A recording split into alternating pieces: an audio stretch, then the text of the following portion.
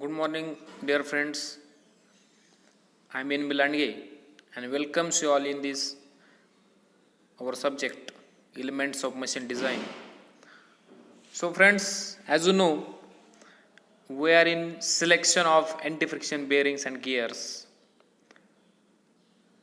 And friends, in previous lecture, we have discussed what is by bearing life, and also we have discussed how to calculate bearing life with the help of small derivation. So friends, as you know, purpose of bearing is that to support the shaft.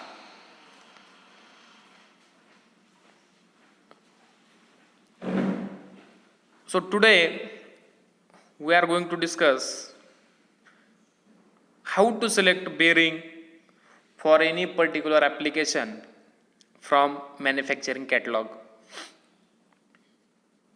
So friends, this is very important question, and in each and every MSBT exam this question will be there,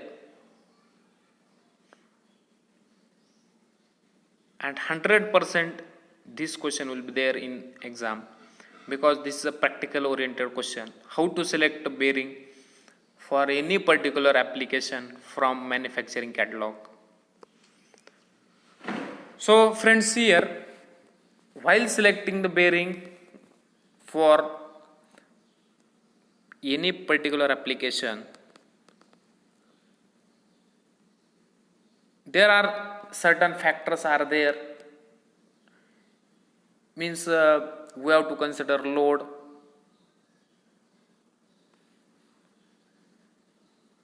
correct na? As we know, dynamic load rating is there, static load rating is there, radial load, axial load, diameter of shaft, and many more factors are there.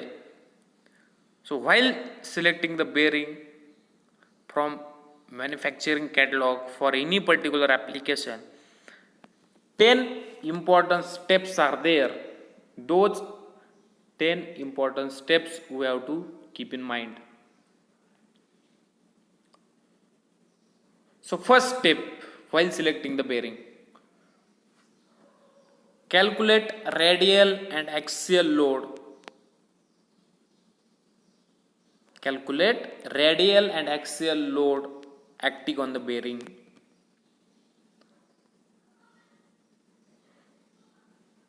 So as we know, whether bearing it is in static condition or in dynamic condition, radial and axial, these two types of load are acted on the bearing.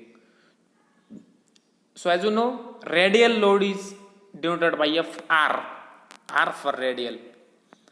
Fr means radial load, and Fa, A for axial. So while selecting the bearing, we have to calculate radial and axial load. Means Fr means radial load, Fa means axial load. These two types of load we have to calculate. Those are acted on the bearing. After that, second important parameter, we have to decide the diameter of shaft. On which shaft we have to mount the bearing. So clear, student? Second parameter is that we have to find out the diameter of a bearing, diameter of shaft. On which shaft we have to mount bearing. So clear, friend? First step is that to calculate axial load, calculate radial load, means Fa, Fr. Then calculate shaft diameter on which we have to mount a bearing. After that, third parameter is that select the proper size of bearing suitable for given application specified with speed and available space.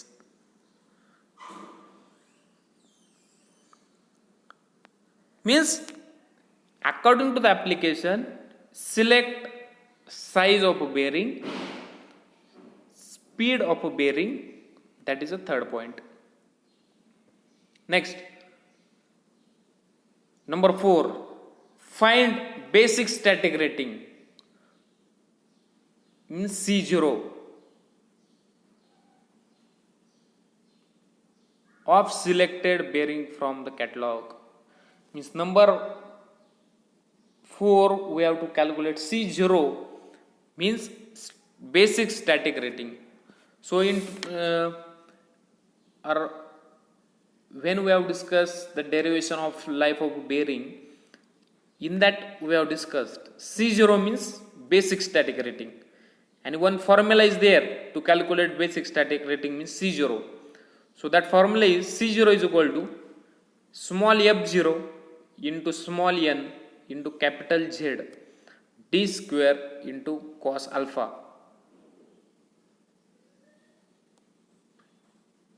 So if with this relation, by using that we can easily calculate C0 means basic static rating. Means in point number 4 what we have to do? We have to calculate basic static rating means C0 from manufacturing catalog, and standard relation is there, standard formula is there. If we put the value in that, we get C0. After that, next, calculate the ratio of FA upon V into FR and FA upon C0.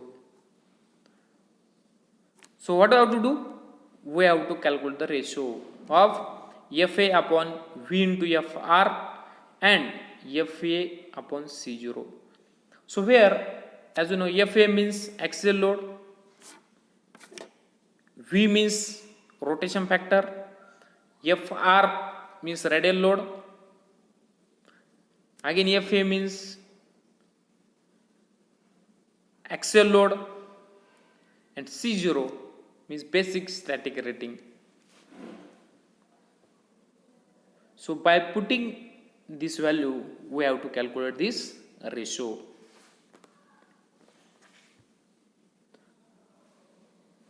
Then students, here while calculating the ratio, we required FA upon FR. FA upon FR we required. So these are the some standard values as per catalog for ball bearing. So according to the type of ball bearing, we can take this value of FA upon FR. So see here, these are the different types of the ball bearing: single rod deep groove ball bearing, double rod deep groove ball bearing, angular contact bearing, self aligned bearing. These are the different types of ball bearing, and for these types of ball bearing, as per manufacturing catalog, FA upon FR having certain standard values, and those we can consider. So see here, first, for single rod deep groove ball bearing, take FA upon FR equal to 0.5 to 0.8. For double rod deep groove ball bearing, consider FA upon FR is equal to 0.8 to 1.5. For angular contact bearing, take FA upon FR is equal to 1.5 to 2. And for self aligned bearing, take FA upon FR is equal to 0.2 to 0.5. Means when we require the ratio of FA upon FR for ball bearing, we have to take these ratios according to the type.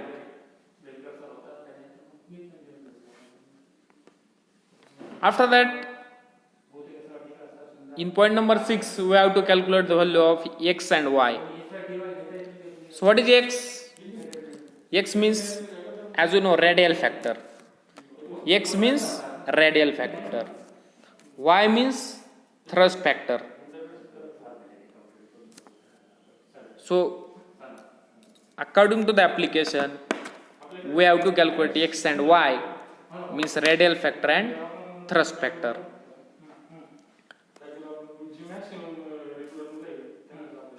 So by putting this value, finally we get Fa upon V into Fr and Fa upon C0. After that, we have to calculate value of Ka. So what is by K? K means load or application factor. So in point number 7, we have to calculate load or application factor means Ka from the catalog. Then after that, once we get this value of K, we can calculate equivalent dynamic load. So relation is there, P is equal to in bracket X into V into Fa plus Y into Fa bracket complete into Ka. So equivalent dynamic load means PE means P equivalent, P for load as you know, E for equivalent. So equivalent dynamic load means PE means P equivalent. So by using this relation we can calculate that. So in which X means, what is X? Radial factor, correct. V rotation factor. What is Fa? Axial load. Y thrust factor. Fa again axial load. And what is Ka? Load or the application factor. If we put these values, those already we know in previous steps. If we put those values in this relation, we get equivalent dynamic load means PE means P equivalent. Clear, friends? Then calculate the approximate life of bearing in hours from the type of bearing, operation, type of machinery, depend on the application. Means what we have to do? Step number 9. We have to calculate approximate life of a bearing according to the type of bearing, operation and type of machinery, means depend on the application. Means in step number 9 we have to calculate life of bearing, and as you know life of bearing is depend on the application, operation, type of machinery for which that bearing is used, and keep in mind in hours we have to calculate life of a bearing. Then at last calculate required basic dynamic capacity for the bearing by using relation L10 is equal to C upon P raised to A. So as you know, basic dynamic capacity of a bearing means by using this relation we can calculate that. So in last what you have to do, calculate basic dynamic capacity. Correct, na? So L10 is equal to C upon P raised to A, where L10 means life of a bearing. C means, what is C? Dynamic load rating. C means dynamic load rating. P means equivalent dynamic load. So C means dynamic load rating, it is already known to us. P means equivalent dynamic load, it is already familiar with us. And A means it is a constant. So A is equal to 3 for ball bearing and 10 by 3 for roller bearing. So according to application we can put that A. So likewise at last we can calculate the dynamic capacity for bearing by using this relation by putting the values.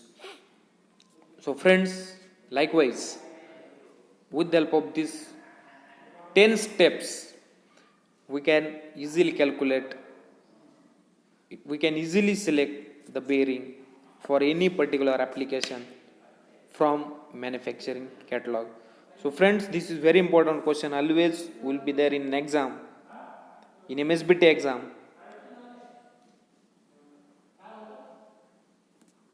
So thank you very much.